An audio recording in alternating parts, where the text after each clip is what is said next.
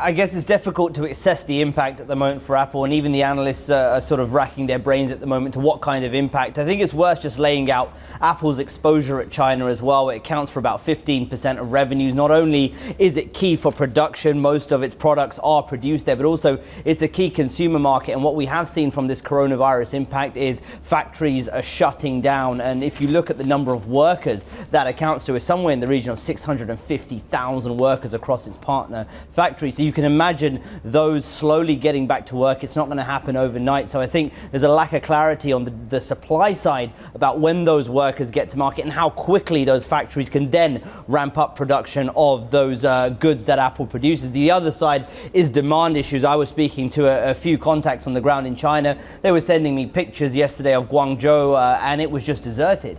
Shops are still shut. There's nobody on the street. And so that gives you a sense that nobody's out and about buying anything. The Apple stores in Beijing are just about reopening as well. So there's the demand issue as well, which is coming into play. And I think for Apple, they're just not quite clear on how long, or none of us are clear on how long this is going to last, and therefore it's hard to assess the impact. I was just reading one forecast for the March quarter, now expecting Loop Ventures put out a note overnight saying they're expecting revenue of about $58 billion to $60 billion in revenue. That's lower than Apple's 63 to 67 billion forecast, and that would be flat roughly year on year if that was true. These guys are masters of manipulating demand.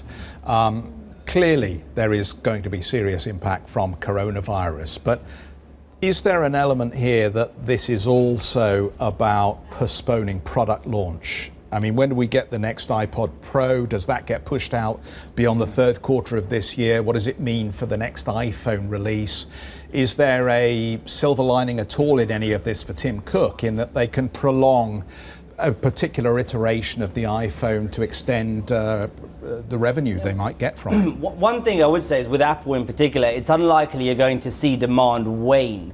So there's probably a lot of pent-up demand because of the brand, because of the loyalty that these customers show to Apple. And those who hadn't sort of purchased it or were planning to purchase it probably won't go out and buy a different device at this point. They'll probably stick with Apple and wait. But what it could do is help push people to those next generation iPhones. I think the big question is, there was discussion about whether Apple would release a 5G version of its iPhone, which could become very important for a market like China, which is very much one of the leaders when it comes to 5G. It's rolling out very quickly, and consumers there are showing a lot of demand or sort of want for these 5G devices. So there's a lot of questions about whether that now might be pushed out, and that could actually be a concern. So I don't think there's a massive silver lining for Apple at all at this point. But the thing I think they can bank on is that demand will remain once this is all cleared up.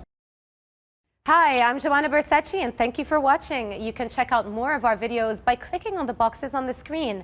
And don't forget to subscribe to our channel for more from CNBC International. Thank you for watching.